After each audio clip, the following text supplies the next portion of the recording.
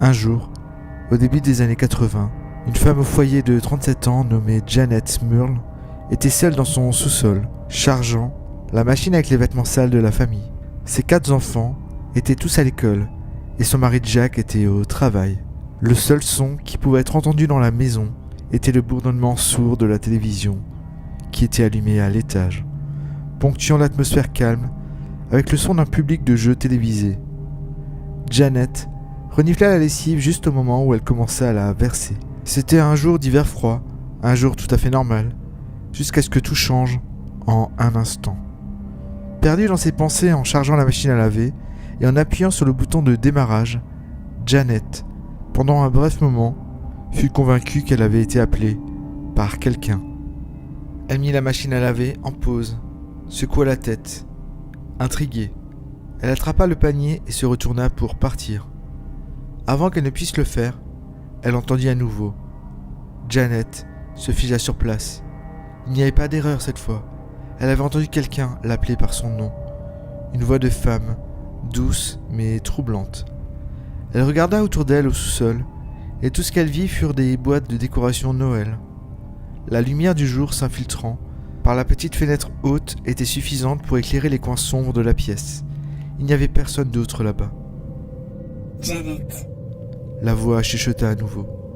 Cette fois, elle venait de derrière elle. Janet se retourna, son sang devenant glacial à ce moment-là.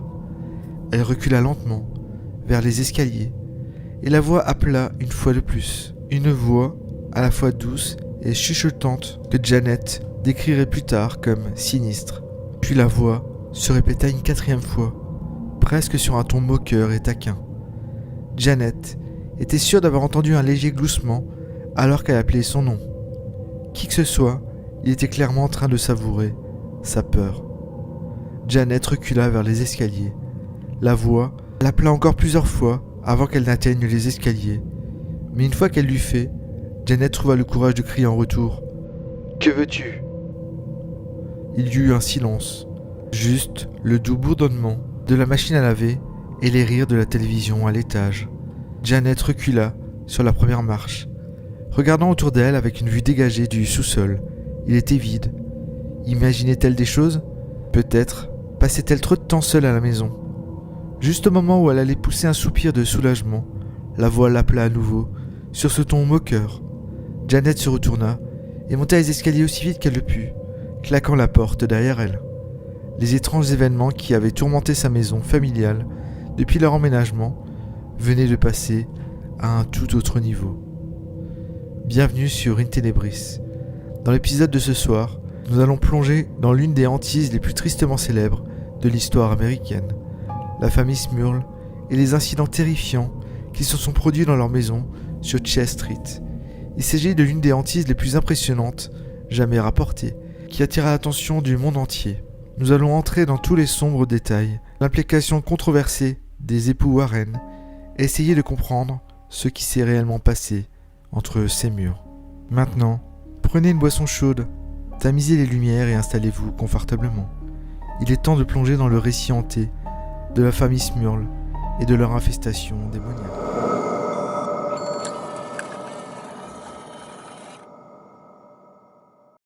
Vous aimez In Tenebris et vous souhaitez soutenir la chaîne, vous avez maintenant la possibilité de devenir membre de la chaîne à partir de seulement 2,99€ ou alors plus si vous le souhaitez. Et ainsi profiter de nombreux avantages comme des lives privés, les vidéos en avant-première et avoir la possibilité de choisir les prochaines vidéos. Pour en bénéficier, il suffit de cliquer sur le bouton rejoindre et ça aidera la chaîne à durer encore plus longtemps. N'hésitez plus à cliquer sur le bouton pour devenir membre et ainsi rejoindre la communauté In Tenebris. Le lien est en description. Dans les tréfonds de l'imaginaire humain, une question persiste comme une braise sous la cendre. Et si les démons existaient réellement ? Pas simplement comme des créatures issues de légendes ou de cauchemars, mais comme des entités tangibles, tapées derrière les voiles de la perception ordinaire. Cette interrogation, à la croisée de la métaphysique et du mythe, soulève un vertige. Celui d'une réalité peut-être plus vaste, plus obscure et plus consciente de nous que nous le sommes d'elle. Le démon, dans sa figure archaïque, n'est pas seulement le mal incarné, il est aussi symbole. Il incarne nos pulsions les plus sombres, nos angoisses existentielles, nos luttes internes que ni la raison ni la morale ne parviennent à dissiper. Ainsi, le questionnement de leur existence ne renvoie pas seulement à une enquête sur le monde extérieur, mais à une plongée dans les abîmes de l'âme humaine. Que dit notre fascination pour ces entités infernales? Et si, en le niant, nous ne faisions que détourner le regard de notre propre reflet tordu dans un miroir fissuré? Peut-on prouver l'inexistence de ce que nous redoute dans la nuit, le silence, l'isolement? L'horreur n'est peut-être non de la présence effective des démons, mais de l'idée que le mal puisse exister sans cause, sans logique, sans aucune rédemption. Que l'univers lui-même puisse engendrer des forces hostiles à toute lumière.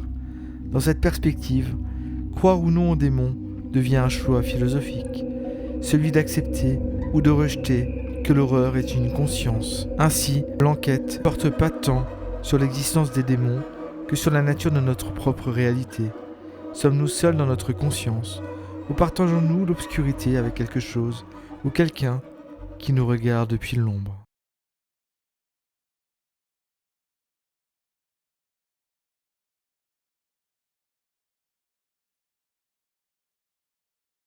Les premières années de mariage furent une période de bonheur pour Janet et Jack Smurl. Le travail de Jack permettait à sa nouvelle famille de vivre confortablement et les deux premières filles, Daor et Kim, viennent au monde. Janet abandonna son travail pour devenir mère à plein temps et le couple était particulièrement proche des parents de Jack, John et Mary Smurl, avec qui il partageait une maison à Rickersbach, en Pennsylvanie. Cependant, la tragédie frappa en 1972 lorsque l'ouragan Agnès dévasta la région. La maison de la famille fut submergée de 4 mètres d'eau en un instant. Et bien que heureusement personne dans la famille ne fut blessé, la maison fut complètement détruite. John et Mary tentèrent de réparer l'endroit, mais la maison fut reprise par l'autorité locale de réaménagement. Avec une jeune famille à charge et ne sachant pas trop quoi faire, les parents de Jack furent la bouée de sauvetage dont ils avaient besoin. Ils ne virent pas cet incident comme une raison de séparer leur famille, et il se trouve qu'ils trouvèrent un duplex à vendre dans la ville voisine de West Pittston. John et Mary proposèrent d'acheter l'ensemble du duplex, puis Jack et Janet pourraient acheter l'autre moitié du duplex à un prix réduit. La maison était ancienne et nécessitait quelques réparations, mais elle offrait à chaque famille un foyer à un prix très raisonnable. Cependant, ils ne savaient pas que cette propriété particulière sur Chest Street était le point focal de nombreuses rumeurs locales. Les locaux disaient que la police faisait des apparitions régulières au fil des ans pour enquêter sur des troubles. Certains disaient que des bruits étranges pouvaient être entendus depuis la propriété, même lorsque l'endroit était vide. D'autres disaient que les résidents qui avaient vécu auparavant pratiquaient la sorcellerie. D'autres encore rapportaient avoir vu des visages étranges les observer à travers les interstices des rideaux en passant devant la maison. Mais ce n'était que des histoires. Chaque ville a sa maison effrayante. Vous savez, la maison où les enfants se lancent des défis d'approcher la nuit d'Halloween. West Pittston elle-même était autrefois une ville minière prospère. Cependant, les mines fermées depuis longtemps sont maintenant remplies d'eau, provoquant alors des décennies d'effondrement de mines qui ont fait s'effondrer certaines maisons.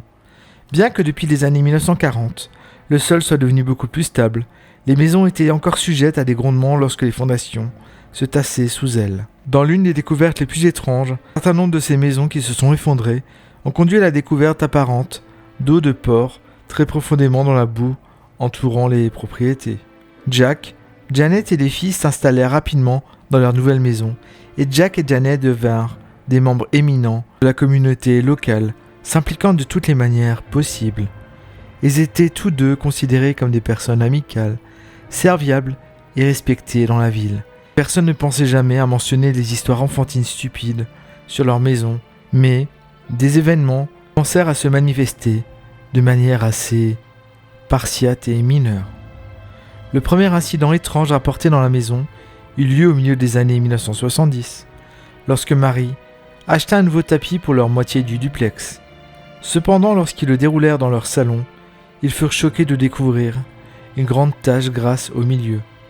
La tache était encore humide, donc elle était clairement apparue très récemment.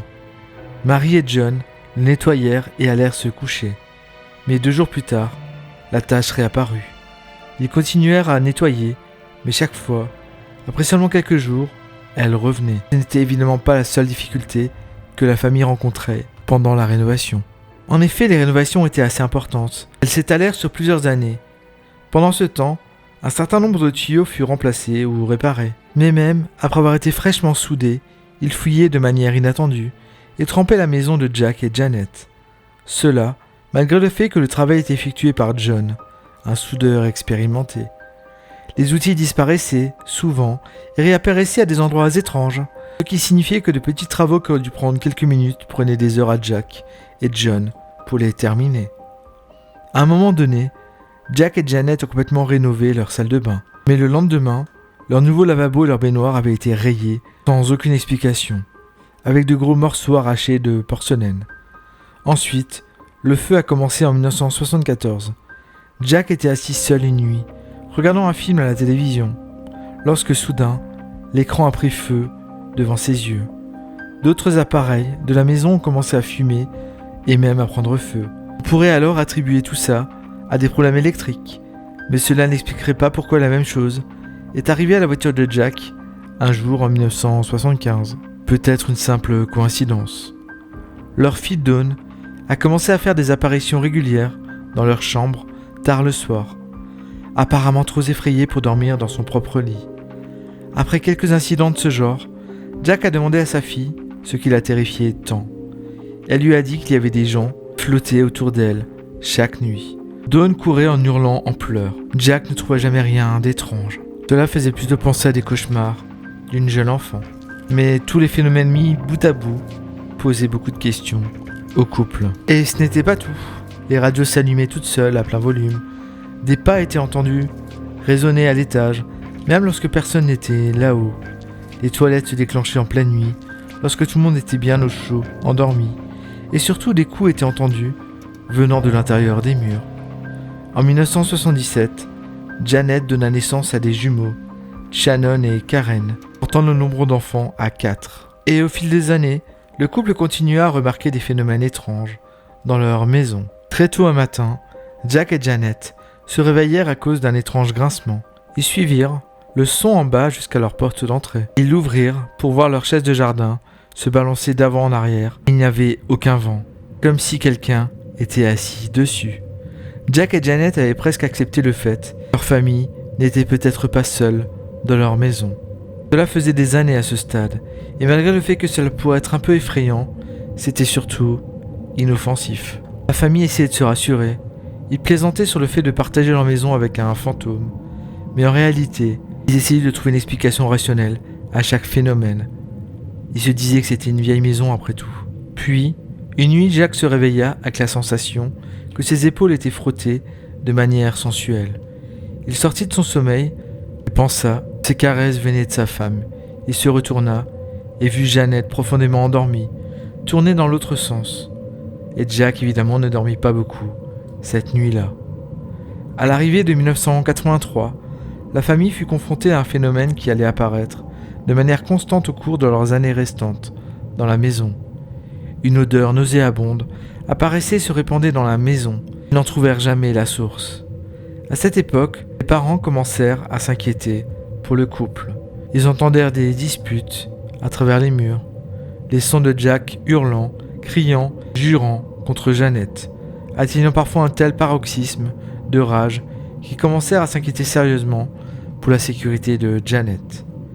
Un jour, Jack mûr en eut assez d'entendre son fils parler à Janet de cette manière.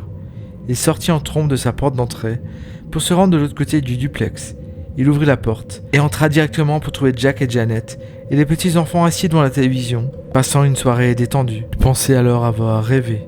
La première fois que la famille a vraiment cru que la maison était hantée, c'était avec l'expérience de Janet au sous-sol, quand elle a entendu quelqu'un l'appeler, comme je l'ai expliqué au début de la vidéo. La seule possibilité est que quelqu'un lui jouait un tour. Mais en quittant le sous-sol, Janet avait fouillé toute la propriété, ouvert chaque pièce, chaque placard et regardé sous chaque lit. Elle avait été totalement seule dans la maison. L'idée que ce soit d'une manière ou d'une autre l'une de ses filles jouant un tour cruel à leur mère fut rapidement écartée quelques semaines plus tard. Janet se retrouvait à nouveau seule dans la maison. Elle repassait dans la cuisine lorsqu'elle fut soudainement frappée par une bouffée d'air froid.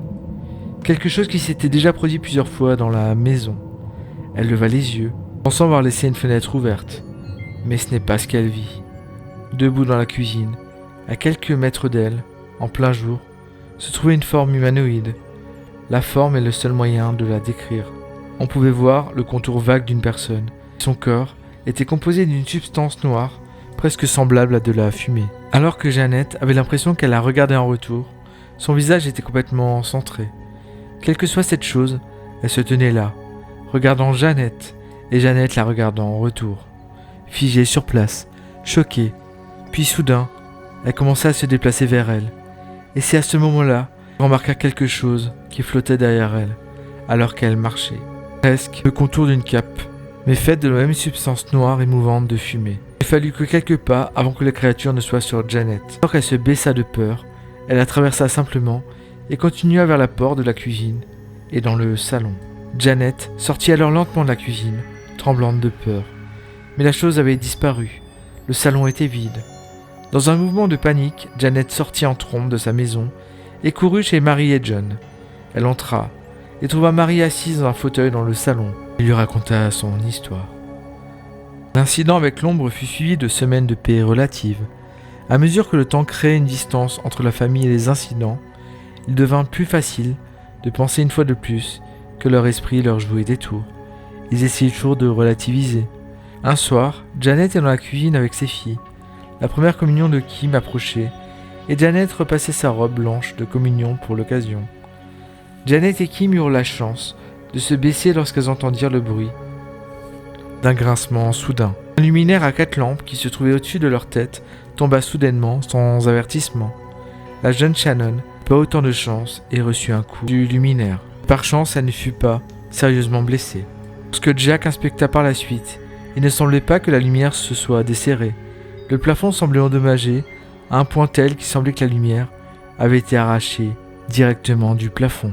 Quelques jours plus tard, Jeannette avait emmené les filles faire du shopping tôt un soir pour leur acheter de nouveaux vêtements pour l'école. Jack, après une longue journée de travail, s'était allongé sur son lit avec un livre, mais s'était rapidement endormi. Il commença à se réveiller quelques heures plus tard et sentit immédiatement que quelque chose n'allait pas. Il ne parvint pas à comprendre quoi. Il ne fallut pas longtemps avant qu'il ne réalise qu'il semblait flotter à environ 1 mètre au-dessus du lit. Il commença à se débattre et fut instantanément redescendu sur le lit, laissé dans la pièce sombre avec un silence complet, comme si rien ne s'était passé. L'activité physique prendrait un tournant vicieux un soir d'été en 1985. C'est à ce moment-là que la véritable horreur de la situation, la famille, commença. Juste après que Jeannette et Jack finissent de faire l'amour, Jeannette se retrouva violemment tirée du lit par une force invisible. Jack attrapa désespérément la main de sa femme, essayant de la ramener sur le lit. Finalement, ceux qui tiraient Jeannette abandonna et se retira presque instantanément. Les coups sur les murs recommencèrent, mais plus fort que jamais, et l'odeur revint. Ceux qui avaient essayé de prendre Jeannette à ce moment-là étaient clairement en colère de ne pas avoir réussi. La famille était à court de solutions, ils vivaient maintenant dans une peur quotidienne. Ils avaient investi tellement d'argent dans la maison que déménager à nouveau n'était pas une option. Et quoi qu'il en soit, ils avaient passé des années à reconstruire leur vie ici depuis leur réinstallation. Ils ne voulaient pas être chassés si facilement. Mais à partir de ce moment, ce qui s'était caché dans l'ombre de la petite maison ces dernières années s'était maintenant pleinement réveillé et semblait plus puissant que jamais. Quelques jours plus tard, le chien de la famille, un berger allemand nommé Simon, était allongé dans la cuisine à côté de Jeannette lorsqu'il fut soudainement soulevé du sol et jeté contre la porte de la cuisine. Les enfants commencèrent à rapporter entendre un bruit étrange de battements dans leur chambre, comme si un énorme oiseau invisible volait autour. Un soir, Jack et Jeannette s'étaient endormis lorsqu'ils entendirent soudain un énorme fracas et des sanglots. Ils se précipitèrent alors vers les escaliers pour découvrir leur fille Shannon gisant au bas des escaliers. Elle ne savait pas comment elle était arrivée là. Peu après, Jeannette se réveilla pour trouver une étrange fumée remplissant leur chambre. Elle essaya de réveiller Jack, mais il semblait être dans un sommeil profond, presque comateux. Quelque chose qui devint un thème récurrent, chaque fois que ce qui était dans leur maison voulait se présenter à l'un des deux. Il semblerait que l'entité était capable de garder l'autre inconscient. La fumée apparut plusieurs nuits de suite. À un moment donné, elle prit la forme d'une personne et disparut dans le placard de Jeannette. Mais ce n'était pas seulement Jack et Janet qui souffraient. Mary et John continuaient à remarquer des phénomènes étranges de leur côté du duplex. Mary affirmant qu'une nuit, où le vieux John était sorti, tout son matelas avait été soulevé du lit avant qu'il ne soit jeté au sol, se blessant alors dans la chute. Janet commença à faire des recherches autant qu'elle le pouvait, dévorant livre après livre sur le paranormal pour essayer de comprendre ce qui pouvait se passer et comment y faire face. À 2 reprises, des prêtres, amis de la famille, vinrent bénir la maison.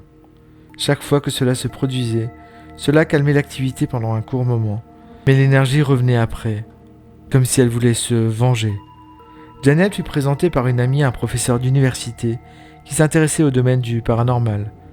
Janet rencontra l'homme, qui dit que son intérêt pour le sujet était purement académique, que bien qu'il ne puisse pas l'aider avec une solution, il avait rencontré 2 personnes qui pourraient peut-être le faire. C'est à ce moment-là, je vous le donne dans le mille, qu'apparaît les Warren. Je pense que la plupart des gens qui regardent cette vidéo sont familiers avec ce couple d'enquêteurs, même s'il y a beaucoup de controverses. Les Warren sont Ed et Lorraine, un couple marié, pour être bien les enquêteurs paranormaux les plus célèbres à avoir jamais vécu. Ed est un démonologue autoproclamé et Lorraine, une médium. Le couple a été impliqué dans bon nombre des plus grandes affaires paranormales de tous les temps, dont Amityville. Plusieurs livres et films leur sont consacrés.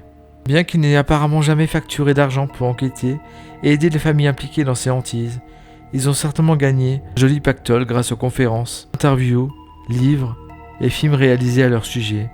Certains les voyaient comme des charlatans, sautant sur n'importe quel cas qui pourrait aider à booster leur renommée. Et il est à noter que les Warren abordent tout ce qui est impliqué au point de vue du surnaturel d'un point de vue très catholique. Ils opèrent donc dans un monde de bien et de mal, où les démons font apparemment partie de la vie quotidienne, ce qui s'aligne parfaitement avec le système de croyances existant des Smurls. Les Warren avaient affirmé avoir enquêté sur plus de 3000 cas paranormaux à travers le monde. Amityville les a propulsés sur le devant de la scène. Les Warren s'assirent à la table de la cuisine avec Janet et Jack, buvant du café et commençant leur entretien, qui pour les Smurls ressemblait beaucoup plus à un interrogatoire, avec Ed Warren qui posait des questions directes pour savoir si la famille avait déjà été impliquée dans l'occultisme, s'ils avaient déjà joué avec une Ouija, s'ils étaient satanistes. Tout cela était intense pour les Smurls, mais c'était la première fois que quelqu'un s'asseyait dans leur maison, sérieux et prêt à leur offrir leur aide.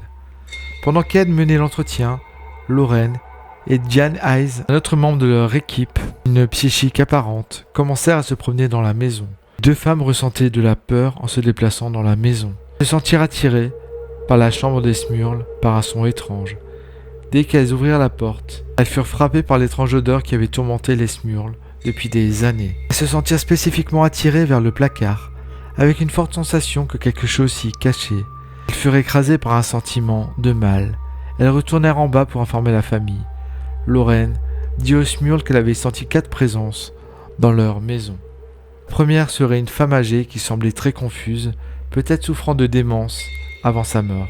Bien qu'elle puisse sembler effrayante, elle semblait au moins inoffensive. Le deuxième esprit était celui d'une femme plus jeune. Celui-ci fut décrit par Lorraine comme insensé et violent. Le troisième était un homme. Lorraine savait qu'il avait une moustache et était capable de violence, mais pas beaucoup plus que cela. Le quatrième, cependant, n'était pas un esprit du tout. C'était un démon, et il semblait capable de contrôler les autres esprits. Il était probablement dans la propriété depuis des décennies, mais pour une raison quelconque, il avait été réveillé par la famille Smurl. Ce démon se nourrissait de la famille comme s'ils étaient des piles, leur peur et leur confusion lui donnant de l'énergie, d'après les Warren. Le démon garderait la famille dans un état constant de tension, n'ayant jamais tout à fait de sens dans ses actions, étant imprévisible et parfois violent. C'est à ce moment-là qu'Ed exposa les 4 étapes de l'activité démoniaque: l'infestation, la dépression, la possession et enfin la mort. Et ces 4 étapes étaient déjà bien engagées. L'enquête des Warren commença ce soir-là, et dès le début, furent témoins de certains phénomènes que les Smurls avaient vécus. Les miroirs de leur chambre commencèrent à bouger de manière inhabituelle, et un petit téléviseur portable noir et blanc, qui avait été débranché par peur d'incendie, s'alluma soudainement, et jurèrent avoir vu des figures, comme si elles les regardaient à travers l'écran, dans la télé. Les Warren, bien sûr, insistèrent sur le fait que la prière était la réponse au problème des Smurls. Ils devaient aller acheter de l'eau bénite, à répandre chaque fois que quelque chose se produirait, et prier aussi fort qu'ils le pouvaient. Les Warren enquêtèrent sur la maison pendant des mois, apparemment recueillant toutes sortes de preuves photographiques et enregistrées. Cependant, rien de tout cela n'a jamais été rendu public. L'objectif principal des Warren était d'essayer de faire intervenir l'église locale et de faire commissionner un exorcisme sur la propriété, ce qui nécessitait l'implication du diocèse de Scranton dans l'affaire. Cette nuit-là, après le départ des Warren, les enfants se blottissaient dans leur chambre, effrayés à l'idée que la chose grise qu'ils avaient vue la nuit précédente ne revienne. Pendant ce temps, dans la chambre de Jack et Janet, alors qu'ils étaient allongés en essayant de dormir, Janet fut giflée à plusieurs reprises par une force invisible. Les coups sur les murs devinrent plus intenses tout au long de la nuit et une fois de plus, la télévision brilla, avec ces images étranges cachées à l'intérieur. Vers 3 heures du matin, l'activité commença à se calmer, mais Jack et le chien patrouillèrent dans la maison toute la soirée dans l'espoir vain de garder tout le monde en sécurité. Le chien refusant de quitter le couloir à l'extérieur de la chambre des filles, les Smurls achetèrent plusieurs articles dans la boutique de l'église et les apportèrent à un prêtre pour les faire bénir, suivant les instructions d'Ed Warren. Le prêtre était hésitant à le faire, mais le fit quand même. Il était clair que l'église ne prenait pas au sérieux l'affaire des Smurls, et après Amityville, l'implication des Warren les rendait encore plus hésitants à s'impliquer. Quelques jours plus tard, Janet prenait un rare moment pour se détendre dans la baignoire. Alors qu'elle s'enfonçait dans l'eau, elle se sentit soudainement extrêmement mal à l'aise, comme si elle n'était pas seule, comme si elle était observée. Soudain, elle prit conscience de sa nudité et de sa vulnérabilité à ce moment-là. Un lieu de détente fut transformé en un cauchemar. Mais cela empira lorsque les sifflements commencèrent. Un sifflement que Janet décrivit comme celui d'un groupe d'hommes ivres, remplis de sous-entendus et de moqueries. Jack fut réveillé une nuit vers 2 heures du matin par les voix de 2 femmes. Dans un état à moitié endormi, il supposa que c'étaient des jumeaux, mais il ouvrit les yeux pour voir 2 femmes debout au pied de son lit, portant des robes à l'ancienne, baignées dans la lueur familière de la télévision. En un clin d'œil, elles disparurent. La nuit suivante, Jack se réveilla tard dans la soirée, encore une fois, par des voix. Il pouvait voir les 2 femmes debout cette fois, dans le coin sombre de la chambre. Il essaya de réveiller Janet, mais sans succès. Alors qu'il était là, terrifié, regardant les femmes, cette fois il put le voir que l'une avait environ 40 ans, et l'autre était plus jeune, peut-être au début de la vingtaine. Il pouvait les voir chuchoter l'une à l'autre. Il ne pouvait pas prendre ce qui était dit, mais cette fois, les entités semblaient conscientes de la présence de Jack. La femme plus jeune se tourna lentement pour faire face à Jack, ses lèvres se courbant en un sourire exagéré. Jack essaya de crier, mais aucun son ne sortit.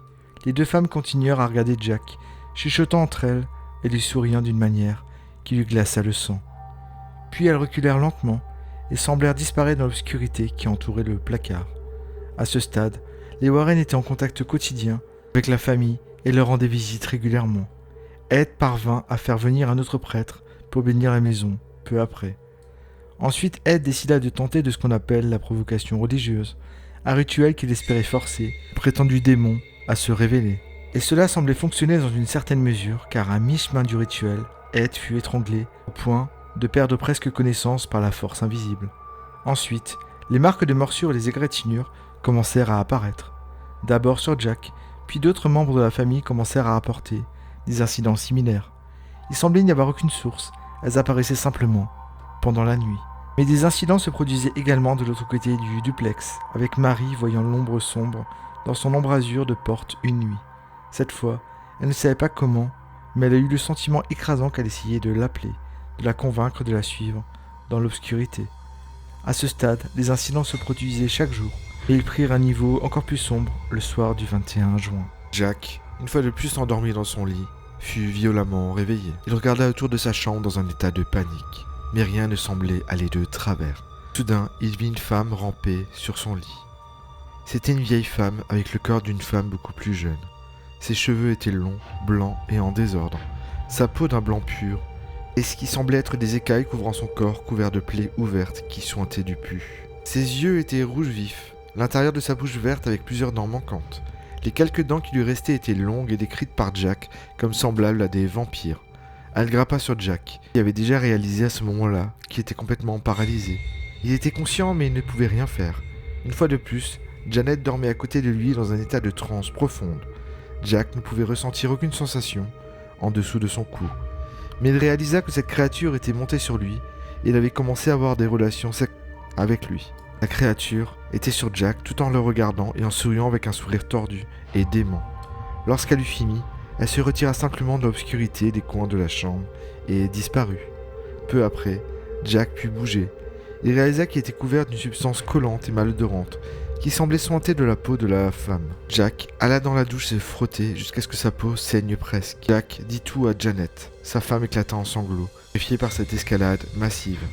Le lendemain matin, au petit déjeuner, Dawn raconta à ses parents un cauchemar qu'elle avait fait. Elle avait vu exactement ce qui était arrivé à Jack dans ses rêves. Après cette nouvelle attaque, Janet contacta à nouveau le diocèse de Scranton pour demander à l'église de les aider. Une fois de plus, la demande ne fut pas prise au sérieux par les membres supérieurs de l'église. Peu après, Janet fut victime d'attaques sexes de la part de ce qui se trouvait dans leur maison. Bien que cela n'ait pas été aussi loin que l'expérience de Jack, elle a rapporté avoir eu l'impression d'avoir été agressée par une personne invisible. L'un des membres de l'équipe des Warren relaya cette histoire aux Warren au téléphone, puis leur fit écouter un enregistrement qu'il avait fait.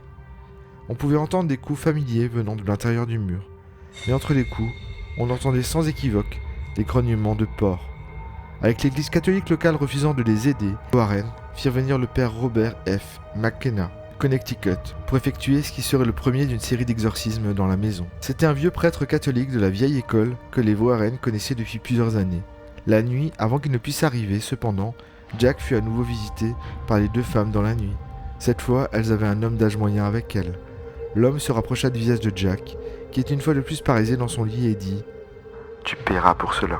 Il répéta cette phrase à Jack à plusieurs reprises, tandis que les femmes continuaient à chuchoter et à regarder Jack, riant même de lui dans sa terreur, alors qu'il était là, impuissant, tant que les trois paraissent simplement devant ses yeux.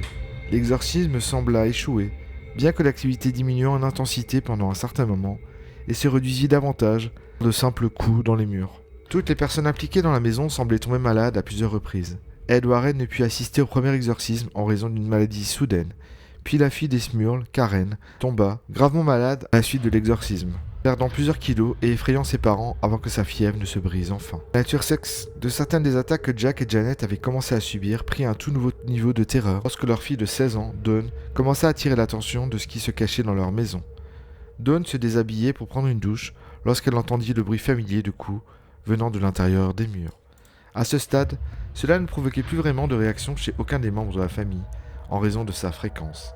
Elle grimpa et commença à se laver lorsque soudain, elle sentit quelque chose lui agripper les bras avec force, puis commença à lui caresser légèrement l'un d'eux avant de commencer à lui serrer les bras de plus en plus fort. Quoi que ce soit, cela avait poussé Dawn contre le mur de sa douche, tomba, criant pour que ses parents l'aident.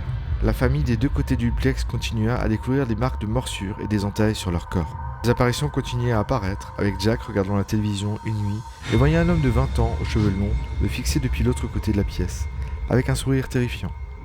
Une fois de plus dans la salle de bain, un endroit apparemment favori des esprits, Janet était dans le bain lorsqu'elle affirma qu'une créature humanoïde, d'environ 1 mètre, commença à se matérialiser devant ses yeux, recouverte de la même substance gluante que la femme qui avait agressé Jack. Elle ne lui donna cependant pas le temps de l'attaquer et s'enfuit instantanément de la salle de bain.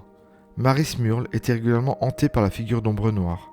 Un parent en visite affirma avoir vu une vieille femme regarder depuis la fenêtre du duplex qu'il ne reconnaissait pas.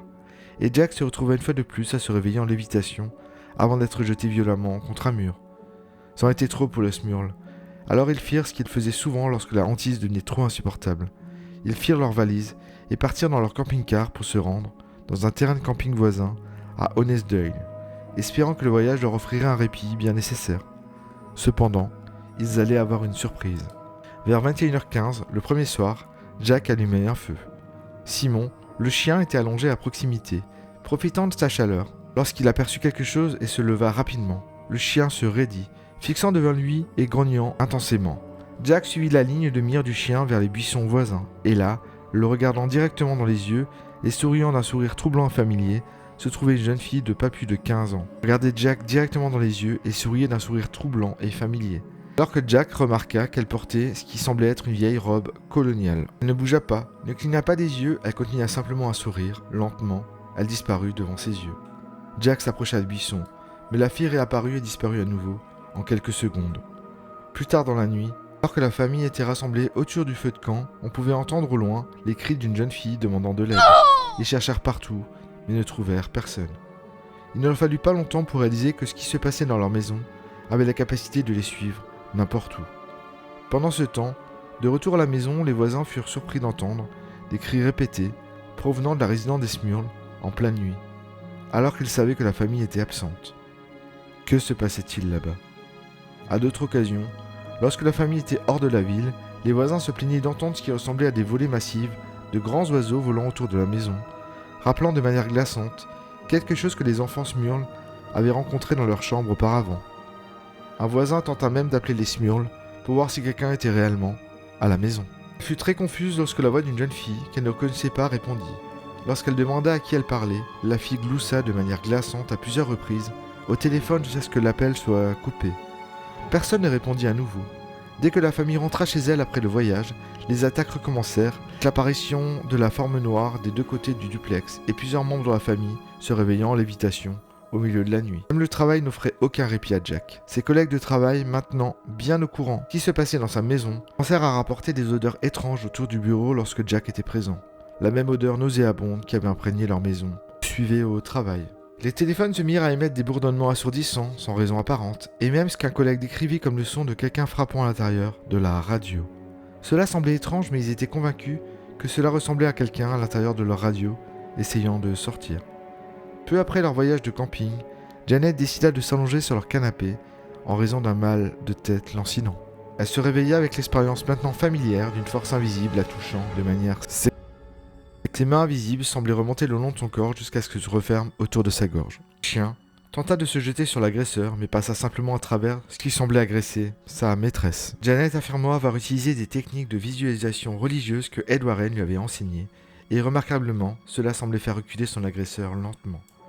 Le lendemain, le père McKenna revint pour le deuxième exorcisme de la propriété. Alors que le prêtre rentrait chez lui après le rituel, il savait au fond de lui qu'il n'avait toujours pas pu aider la famille. Janet continua à être attaquée nuit après nuit, soit dans son lit, soit à chaque fois qu'elle était seule dans la salle de bain. Une nuit, après une autre attaque à motivation Janet vit l'apparition d'une vieille femme la regarder depuis le pied de son lit, mais pour la première fois depuis des années, ce fut un rare moment qui ne semblait pas menaçant. Qui que soit cette femme, Janet dit qu'elle se sentait paisible et semblait simplement tenter de lui dire quelque chose. Elle n'émettait aucun son.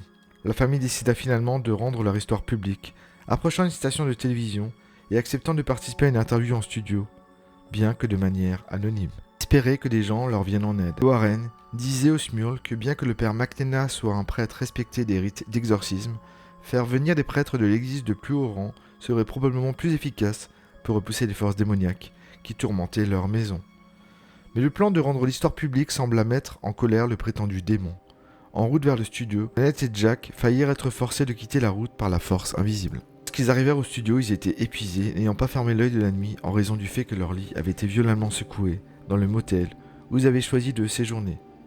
Bien que l'interview se soit bien passée, leur retour à la maison fut marqué par une activité de plus en plus violente. Janet fut à nouveau attaquée dans la nuit d'une telle violence qu'elle était convaincue que l'esprit essayait de lui briser les bras et les jambes. Et Jack fut réveillé en pleine nuit par un étrange son de respiration. Lorsqu'il ouvrit les yeux, il le vit le fixer. Quoi que ce soit, Jack décrivait cette forme comme mesurant environ 2,50 m, debout sur deux jambes avec une tête velue, des yeux rouges et un groin de cochon sur son visage, agitant ses doigts en forme de râteau alors qu'il se dirigeait vers Jack sur son lit. Jack hurla aussi fort qu'il le put, réussissant enfin à réveiller Janet, mais l'esprit avait disparu. Cependant, elle pouvait voir dans quel état se trouvait son mari.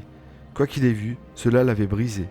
Quelques jours plus tard, Janet vit la figure d'un homme moustachu, avec des cornes d'animal sortant de sa tête. Créature mi-homme, mi-animal que Jack avait vue revint quelque temps après. Jack était debout une nuit et se dirigea vers la salle de bain. Lorsqu'il alluma la lumière de la salle de bain, elle se matérialisa en un instant. La même créature mi-homme, mi-animal qu'il avait vue dans son lit, mais cette fois elle se précipita vers lui en cuinant. Jack courut vers sa chambre, et la créature la coinça contre le mur. Jack ferma les yeux, priant pour que ce ne soit pas la fin. Lorsqu'il ouvrit lentement les yeux, la bête avait disparu. La presse, évidemment, s'empara de l'affaire. Alors qu'elle continuait à mettre en avant l'histoire des Smurls, l'opinion publique commença à se retourner contre eux. Des rumeurs de contrats pour un livre et un film commencèrent à circuler, et beaucoup commencèrent à croire qu'ils faisaient cela uniquement pour la gloire et l'argent. Les Warren devinrent l'entité publique de cette affaire pour une grande partie de la presse. Certains pensaient que c'était l'intérêt des Warren de voir cette histoire publique. Stephen Kaplan, un parapsychologue ayant un certain lien avec l'affaire Amityville, affirma que, bien qu'il croyait que les Smurls avaient effectivement vécu une hantise, les suggestions selon lesquelles un démon était à blâmer étaient entièrement insérées dans leur esprit par les Warren, une chose que les Warren auraient déjà fait à Amityville. L'organisation sur le paranormal, le CSI COP, tant enquêté sur l'enquête, jeta un regard plus sceptique sur les procédures. Bien que les Smurl aient initialement dit qu'ils le pouvaient, lorsque l'équipe arriva à la propriété, ils furent accueillis sur le porche par Jack Smurl avec Ed Warren à ses côtés. On leur dit qu'ils ne seraient pas autorisés à entrer dans la maison. Les Smurl affirmèrent plus tard que l'organisation était l'une des premières organisations qu'ils avaient contactées lorsqu'ils cherchaient de l'aide, mais qu'ils n'avaient pas été pris au sérieux, ce que l'organisation nia. Quant aux Warren, ils dirent à la presse à plusieurs reprises qu'ils avaient des preuves vidéo et audio de nombreux événements qui s'étaient produits dans la maison. Cependant, lorsqu'on demanda de les présenter, Ed affirma d'abord qu'il avait été donné à une station de télévision dont il ne se souvenait pas du nom, avant d'affirmer que tout avait été donné à l'église comme preuve. Une autre théorie intéressante émergea lorsqu'il fut rapporté que Jack Smurl avait subi une intervention chirurgicale au cerveau en 1983 pour enlever de l'eau. Certains psychologues ont suggéré que cela pourrait être la cause racine de certaines des choses qu'il voyait et vivait, et que sa peur et sa croyance en ce qui se passait alimentaient la peur de sa famille, créant une sorte d'hystérie collective qui faisait ensuite croire à tous ceux qui leur étaient proches qu'ils vivaient également des choses. Les bruits dans la maison pouvaient être expliqués par le tassement des mines sous la propriété, et apparemment les résidents se plaignaient depuis des années des goûts défectueux qui rejetaient des odeurs nauséabondes dans la communauté de West Pincenton. Peut-être que la famille vivait vraiment quelque chose, surtout dans ses premiers jours, mais il semble que l'implication des Warren ait vraiment amplifié la nature apparemment malveillante des phénomènes qui se produisaient. Leur insistance à regarder ces événements à travers une lentille catholique et à les attribuer à des entités démoniaques a-t-elle alimenté la famille pour les voir d'un point de vue malveillant? L'autre possibilité est que la famille ait vraiment eu peur de se sentir abandonnée par leur église. Alors ils ont commencé à exagérer des histoires qui leur arrivaient, espoir de faire venir l'église à leur rescousse. Et là, le diocèse de Scranton intervient enfin, sans Warren qui reprendrait l'enquête à partir de ce moment-là. Le père McKenna revint pour un troisième exorcisme, et pendant les jours qui suivirent, des amis, des membres de la famille et des représentants de l'église retournèrent dans la maison dans une tentative de presque noyer le mal dans la prière. Pour les Smurl, qui s'étaient sentis si seuls pendant de longues périodes de leur rencontre, ce fut un moment puissant et beau. Leur maison, longtemps un lieu de misère et de peur, était maintenant remplie de la chaleur des bougies, d'amis aimants et surtout de soutien, et apparemment cela a fonctionné. Des semaines passèrent et aucun incident ne se produisit dans la maison de la famille Smurl. Mais 2 semaines avant Noël, Jack était seul dans son salon. Il éteignit la télévision et s'apprêtait à monter se coucher lorsqu'il vit à nouveau. Debout là, se trouvait l'être noir sans visage, sa cape flottant toujours comme la première fois où Janet l'avait vu. Mais il y avait une différence cette fois. Il ne pouvait pas expliquer comment, mais Jack eut le sentiment écrasant qu'il l'appelait, d'essayer de le tenter à s'approcher. Jack résista mais tout recommença. La famille passerait les semaines suivantes dans leur lit, terrifiés, alors que les coups contre les murs reprenaient et que la hantise recommençait de plus belle, bien qu'elle ne semble jamais atteindre les mêmes niveaux qu'auparavant. Par la suite, un livre et un téléfilm, tous deux intitulés The Haunted, furent publiés sur l'affaire de la famille Smurl. La famille eut enfin une situation financière stable, leur permettant de déménager, laissant derrière eux les sombres souvenirs de la maison de Chestwick. Gareth Smurl, la plus jeune des enfants, a depuis grandi, mais les événements de son enfance sont clairement restés avec elle. Elle est devenue une enquêtrice du paranormal. Il est rapporté par certains qu'après avoir quitté la maison et que l'attention des médias s'est détournée des événements, l'église est allée et a finalement effectué son propre exorcisme dans la propriété. Les habitants suivants n'ont jamais rien rapporté d'étrange dans la maison. J'ai dû laisser beaucoup d'événements de côté, il y en a énormément. Cela a été beaucoup de recherches, alors s'il vous plaît, si vous avez aimé cet épisode, laissez-moi un commentaire ci-dessous. Faites-moi savoir ce que vous pensez de ce cas. Cliquez sur le bouton j'aime, et si vous ne l'avez pas encore fait, alors s'il vous plaît, abonnez-vous. Et je vous dis à bientôt pour une prochaine vidéo. Allez, ciao ciao.